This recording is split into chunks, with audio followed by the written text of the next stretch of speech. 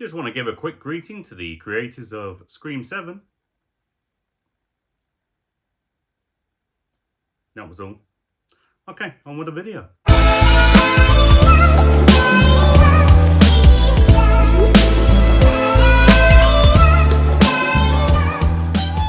How we doing, everyone? And this is another movie review with Movie Madness with Macca B. Been a long time since I've done a long form video. I'm just going to put these over here because the glare is ridiculous.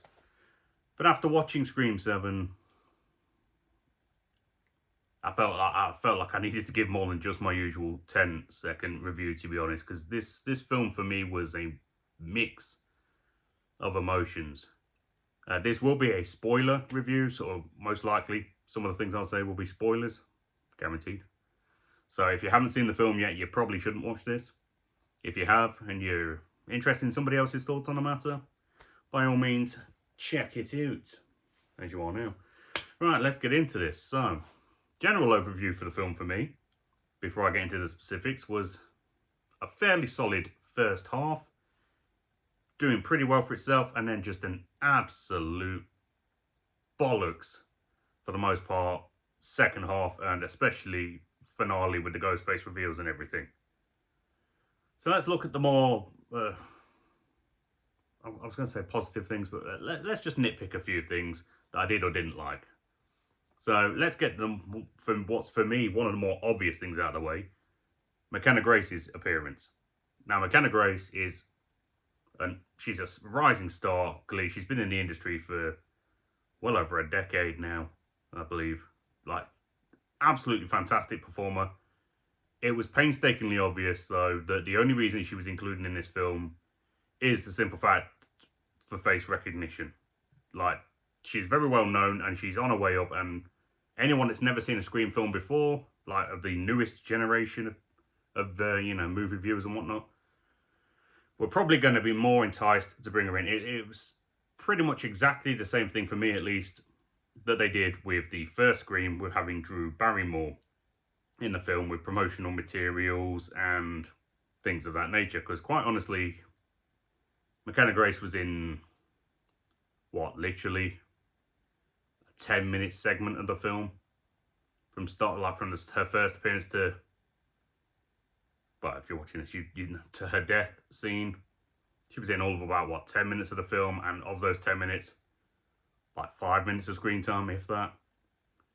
Her death, solid. I actually liked that, because it kind of had the slightly campy comedic tones that a lot of the Scream films have been known for to it, as well as the suspense and horror.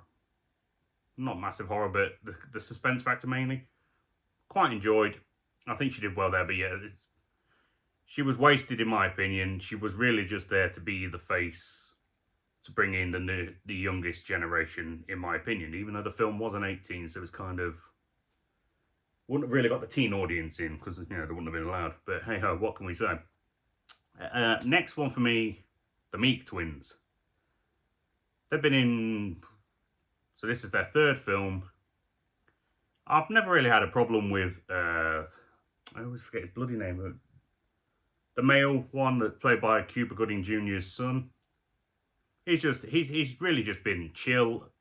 The first couple, he had a good reason to be in there in 5 and 6 because of the tension and the sexual tension with General Taylor's character Tara and whatnot. In this one, he's literally just there because he's a legacy character. He serves no real purpose other than,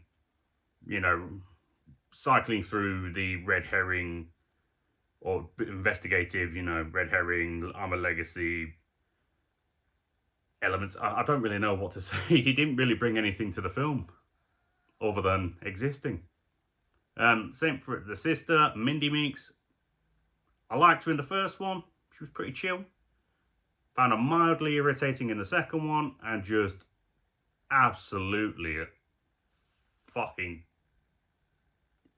I don't know. She just, she did my fucking head in this entire film. She was just irritating from start to finish. Like, so, I don't know, she came across obnoxious. Well done to the actress for, being able to portray that. She was just really fucking irritating the entire film. I actually kind of hoped she was going to die, but unfortunately we didn't get that.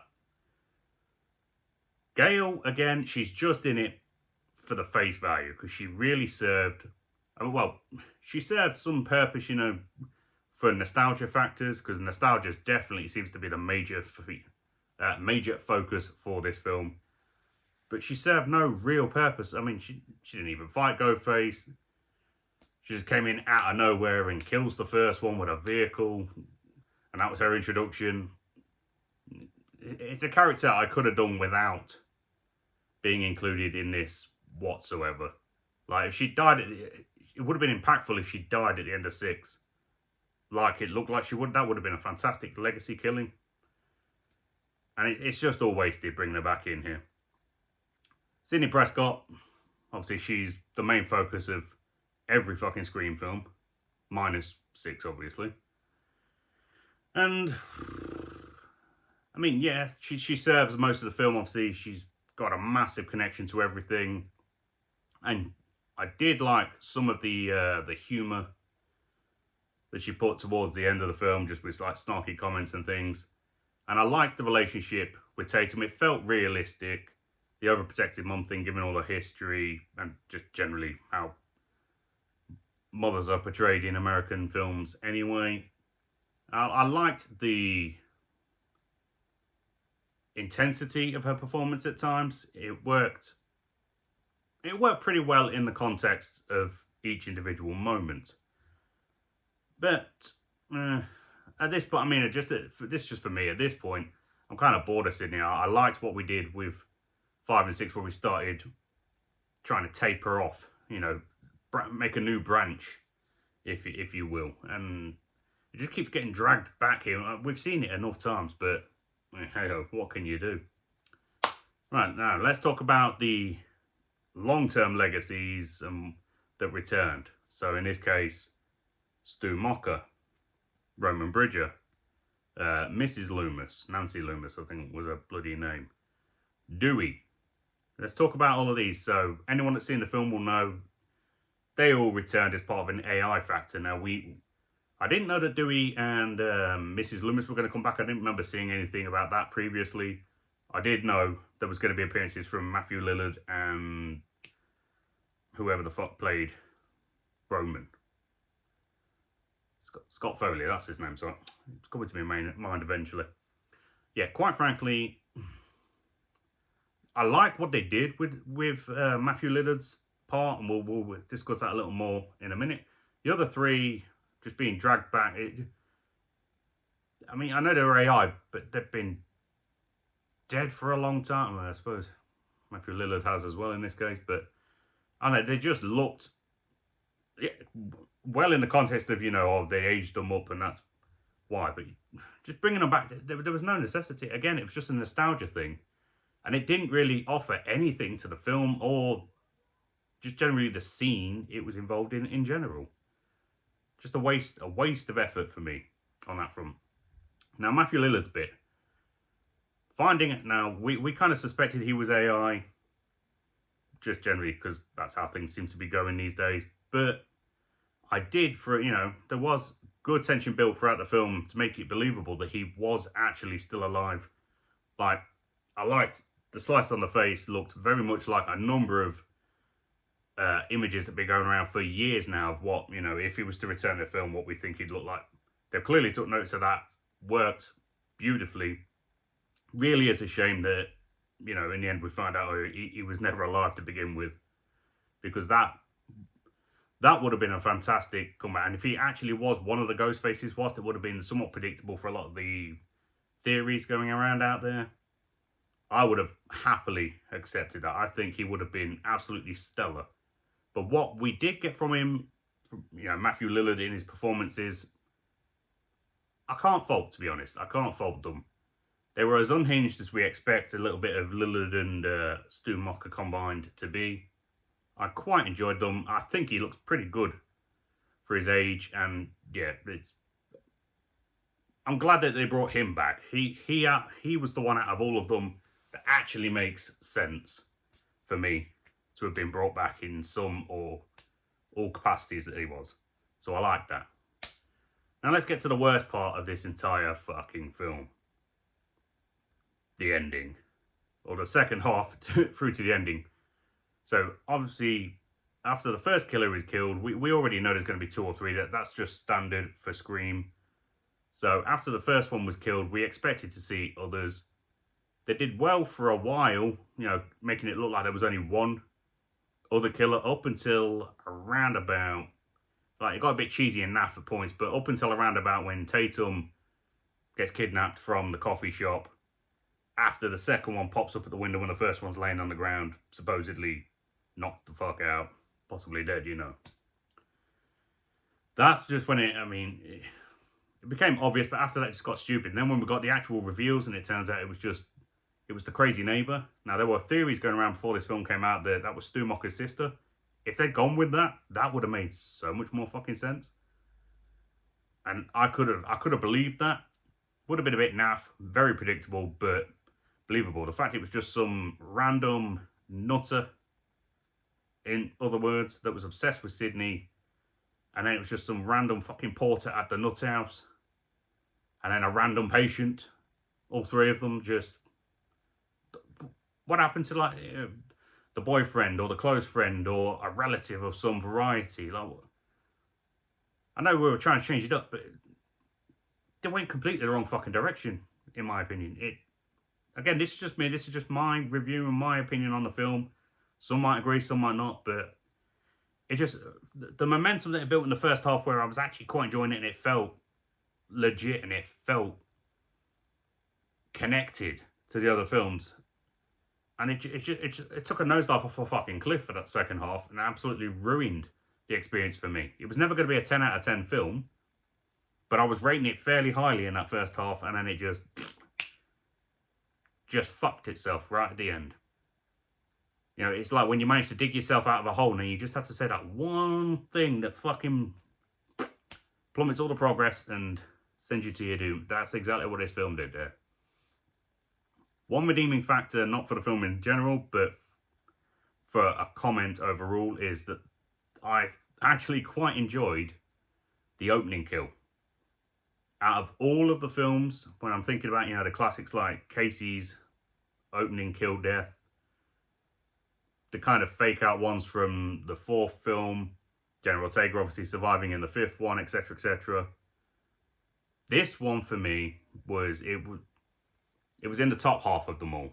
It was definitely one of the better ones for me. We saw a lot of it in the trailer, which, again, trailers ruined a lot of the more suspenseful or better elements of this film. But that seems to be a curse for all movie trailers nowadays. But yeah, with, what's her name? Was it Maya Randolph? I think it is Maya Randolph, and I forget the other fella's name. We knew they were going to die at the start. We knew they were our opening kills just from the trailer. It was kind of obvious that they weren't linked massively to anything else with the film. But the way that they did it actually worked nicely for me, especially the fucking kill of the boyfriend. That was fantastic. The visual effects, everything. Absolutely stellar on that front. Loved that part. So yeah, that's one positive I will give this film. And I've just realised that out of all this, I've gotten all through and I was going through a lot of the characters. I never actually spoke about Tatum. And yeah, she would have had a lot of potential to follow on had Sydney died during this film. And they were planning to continue the franchise. Hopefully this really is the end of it and they'll do a full reboot if they ever get to it in, say, a decade or so. But yeah, she had a lot of potential. She gave a fantastic performance. My brain is burning when it comes to trying to think of the actresses' names. But I've seen that actress many times in a few other things, I think like Katie and Alexa and Young Sheldon and a number of other things. And again, just like McKenna Grace, another fantastic actress with a lot of promise and a lot of potential going forward. And yeah, I think she was definitely one of the better parts of this film. She committed to the role. It wasn't overbearing, she was very realistic, and she actually made you root for her during most parts of this film. Especially when she beats the fuck out of her boyfriend with a laptop. That part was juicy. I liked it a lot. But yeah, let me give an overrule for the film because this is dragging on way longer than I anticipated. So, as I stated, strong start, wank finish, Ghostface reveal, easily for me, worst of the entire series. And if I was to round the entire film and compare it in its position, if I was to do a ranking of some sense, definitely in the bottom half. And it's a strong contender for the worst film of the series for me. I know a lot of people weren't big fans of 5 and 6. I personally was, but that's probably because I'm biased as a Jenna Ortega fan. Each to their own. But yeah, between this one and number 3, they both back and forth it for the worst in the series, if I'm completely honest.